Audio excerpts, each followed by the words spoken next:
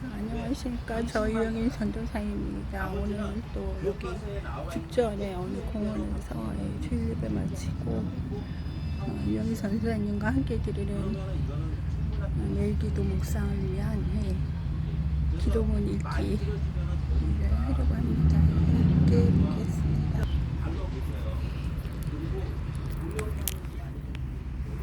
시간 날 때마다 고쳐. 그리고 목사님하고 애기 목요일 날이에요. 애기 목요일 날이에요. 똑같은 내용은 똑같아요. 이게 손편으로 똑같지 않습니다. 거기 세미나에 조금 힘쓰게 되면은 애가 우리 교회 오면 똑같아요. 우리가 약속하고요. 자, 2022년 9월 6일 유영일 전도사님과 함께 드리는 매일 기도문에 기록하겠습니다. 자, 말없이 응답한다는 것은 무엇일까요? 마치 아무런 반응 없이 앉아있다는 것은 무엇일까요? 왜 그녀는 그렇게 앉아있는 것일까요? 화가 나 앉아있는 거라고 생각하셨죠? 아니요. 전혀 달라요. 그는 잠잠히 듣고 있는 거였어요. 마치 예수님 당시 제자들처럼요. 예수님 당시 제자들은 자신들이 사랑하는 분의 이야기를 듣고 있다는 것을 알았을까요?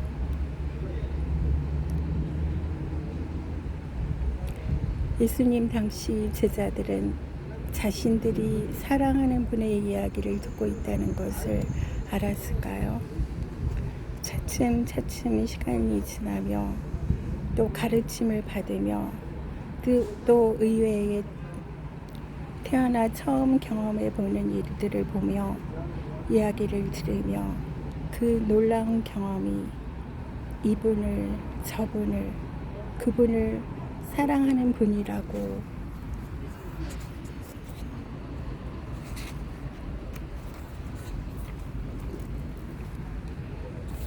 생각하게 해 주었을까요? 그렇지는 않았어요. 그냥 놀라움에, 경이로운 두려움에 주는 그리스도시요 살아계신 하나님의 아들이십니다 라고 고백하는 정도였을 뿐이었죠.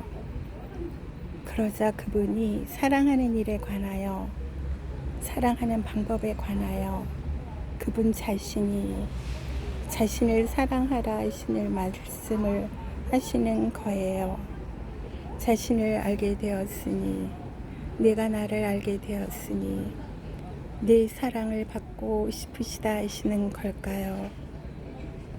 내가 나를 알게 되었으니 내 사랑을 받고 싶으시다 하시는 걸까요? 그분은 하나님의 아들이라 하시는데, 하나님께서 보내시는 분이라 하시는데, 나는 이렇게 이렇게 나는 낮고 보잘것없는 모습인데요. 그분의 사랑은 이렇게도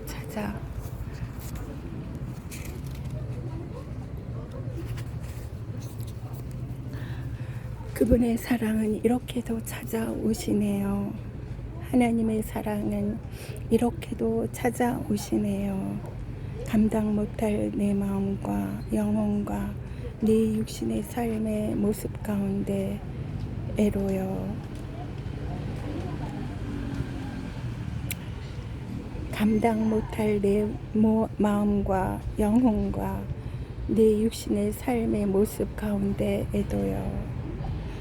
그분은 이렇게도 가르치시며 이렇게도 사랑을 가르치시네요. 그렇게 시작해서 배웁니다. 당신의 사랑을요. 당신의 사랑의 테이블로 초대받아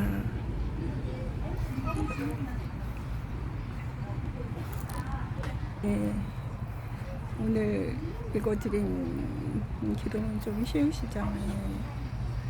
자, 이거는 제가 아주 쉽고 많은 사람들이 웬만한 관계를 맺으신 분들은 또 가족 관계, 부모 자식 관계, 부부 관계, 친구 관계, 연인 관계, 스승과 제자 관계, 또 직장 상사와 동료 관계, 여러 관계 속에서 이런 것들을 이제 많은 관계 속에서의 경험들 하신 분들은 이런 내용이 좀 쉽게 들려지실 거예요. 그리고 이게 쉽게 들려지셔야지 사람들과의 관계, 여러 가지 세상 가운데 아직 하나님을 믿고 계신 분이든 아직 잘 하나님을 알지 못하시는 분들이든 이 내용이 이해가 되고 습득이 되실 거예요. 그래서 그런 관계 속에서 하나님을 찾을 수 있고 경험할 수 있는 단계까지 들어가시면 아주 성공적인 겁니다. 그래서 하나님의 사랑을 우리가 아주 거창한 막 아가페의 사랑, 아니 이데아의 사랑, 뭐 이렇게만 생각하시는 것보다 예수님께서 말씀하셨듯이 내 이웃 가운데 내 부모와 형제와 자녀와 동료와 친구와 모든 사람들 가운데 또 나의 마음 가운데 거기서부터 시작되는 감정, 느낌, 생각, 모든 터치, 모든 것에 우리의 시각, 시선, 귀로 들려지는 모든 것, 하다못해 나의 숨, 그런 것도 있어. 내가 내 사랑을 느낄 수 없을 때 내 숨소리라도 듣자. 그런 것을 통해서 우리는 사랑이라는 것에 접근할 수가 있습니다. 그리고 사랑이라는 것은 강요하고 요구하는 게 아니에요. 그래서 자연스럽게 우리는 보통 옛날에는 동양인들은 그런 감각, 느낌, 감정을 잘 못 알았어요. 그리고 그런 것을 표현하는 것도 굉장히 쑥스러웠고 내 안에 그런 것이 느껴지는 것, 감각되어지는 것을 굉장히 하다못해 죄악시하는 이런 풍토까지 있었습니다. 근데 그것이 많이 개방화돼서 많이 달라졌죠. 근데 그 현대에 들어오면서 그것이 개방해서 자유로워졌지만 그것이 방종, 내 마음대로 내 느낌, 감정, 감각을 사용해서 생활한다. 이것은 아닙니다. 그래가지고 지금 오늘날 같은 시대에는 그 부분을 하나님께서 이렇게 다루시고 접근해 주셔서 이렇게 잡아주시는 이게 필요하죠. 그래서 하나님을 사랑하라고 나 자신을, 내 이웃을, 내 부모, 형제, 이웃, 동료를 사랑하지 말라고 그러신 게 아니죠. 그러니까 더 온전한 사랑, 온전한 사랑을 배우고 온전한 사랑으로 접근하기 위해서 하나님께서 찾아오시죠. 사랑이 있는 곳에 하나님께서 찾아오신대잖아요. 맞아요. 자연 안과 자연과의 사랑, 자연 안에서의 사랑, 그런 모든 것을 통해서 우리는 이제 하나님을 경험하고 그냥 하나님이 경험하는데 그냥 그 느낌만 즐기고 가고 그것으로 끝낸다. 이것은 굉장히 큰 잘못이에요. 죄의 처음까지 들어갑니다. 그러니까 하나님을 알라, 힘써 알라, 그런 말씀도 있듯이 하나님, 이곳이 뭔가라는 이런 궁금증도 가져보시는 게 굉장히 중요합니다. 자, 진리를 알지니 진리가 너희를 자유케 하리라 하셨죠. 그러면 과연 진리란 무엇인가? 진리는 정의인가? 사랑인가? 이런 옛날에 우리 젊은 사람들이 하나님, 우리 제 윗분들도 하나님, 한참 옛날에는 그런 부분에서 이념적으로, 사상적으로 이 사고의 개념이 아직 덜 끼쳐지고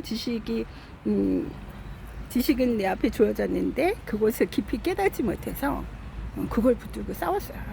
근데 지금 많이 이제 드러내져서 알려졌습니다. 그래서 우리는 진리가 먼저냐, 사랑이 먼저냐, 하나님이 의를 말씀하시지 않았습니까? 예. 하나님 그러나 사랑을 말씀하셨지 않습니까? 그러면 죄의 문제를 어떻게 하실 겁니까? 선생님 죄를 용서해 주셔야 되는 거 아닙니까? 아 그렇지 않다 선생님. 죄인의 문제, 죄인을 바꿔서 의인으로 바꿔야지 하나님 앞에 갈 수 있다. 그렇기 때문에 정의, 진리는 정의가 더 앞선 거다. 이렇게 막 싸울 수 있어요 선생님. 그래가지고 그런데 뭐 저는 그 사랑과 진리를 앞두면이다. 그거는 제가 별로 안 좋아한다고 하더니 그거는 아니라 그 정반대 방향이거든요. 예, 그래가지고 제가 그런 부분에서 아무튼 우리 하여튼 알아가면 그런 부분까지 들어가게 됩니다. 예, 자, 또 이 얘기를 하니까 또 말들이 많아지나 그래가지고 그러나 아까 말씀드린 것 같이 그게 맞아요. 이전에 모든 기도문에서 들려드렸던 것 같이 아담과 하와가 에덴 동산에서 선악과를 안 따먹었으면 죄가 안 들어왔어요. 죄의 문제가 없습니다. 예, 거기는 사랑만 있어요. 사랑만 있었죠. 그래서 그렇기 때문에 하나님 앞에 하나님 우리의 지금의 모습이 그런 상태이고 너는 그런 상태가 됐다고 하니까 계속 그렇게 살아야 된다. 그거 아니에요. 그 완전히 그 속임수, 사단의 속임수입니다. 우리는